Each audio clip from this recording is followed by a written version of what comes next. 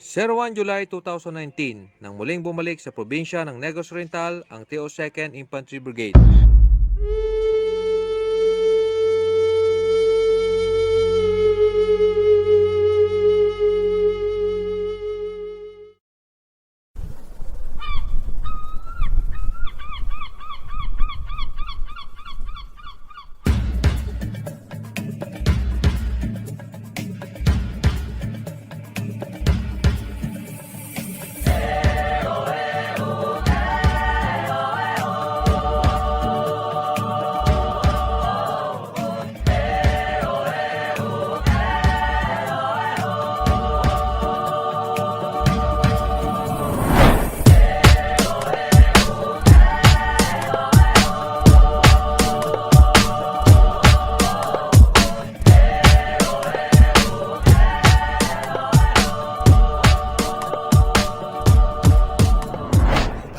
The 302nd Achiever Brigade was directed by the High Headquarters to transfer here in Negros Island in order to support the National Task Force LCAP, particularly the Region 7 Task Force LCAP, in its effort to defeat the communist terrorist groups here in the island.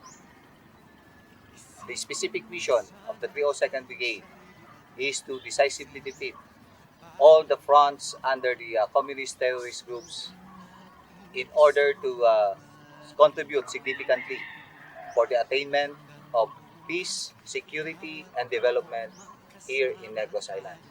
Salubungin ang kinabukasan,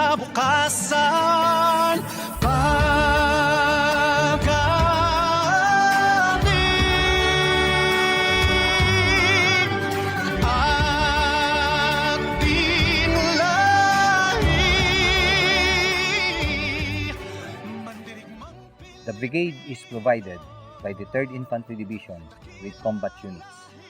I have 3 infantry battalions that are placed under my watch as brigade commander. These are the 11th Infantry Battalion located in Shaton, Negros Oriental, the 94th Infantry Battalion based in Ayungon, Negros Oriental, and the 15th Infantry Battalion stationed in Kawayan, Negros Occidental. In support for the promotion of peace and progress in Negros Island, the 302nd Infantry Achiever Brigade relentlessly implements its complementary efforts involving traditional and non-traditional activities through constant coordination, cooperation, and collaboration with different partner stakeholders and key leaders in the area of operations. After the decades of fighting against such terrorist groups, the people in the communities are now enjoying the fruits of our labor. The socio-economic and cultural development, together with the infrastructure projects delivered by the government to the different communities, were made possible because of the peaceful environment that all of us have worked out to achieve. Engaging in tourism activities is one of the economic opportunities for a developing country like us to eradicate the menace of terrorism. These are the manifestations that your government, the security sectors, and other civilian agencies are working hard to really achieve the whole of government and the whole of nation approach to fight all forms of terrorism and achieve the peace and progress that we aspire. The 302nd Infantry Brigade remains committed to continue performing our mandate as protectors of the state and the Filipino people.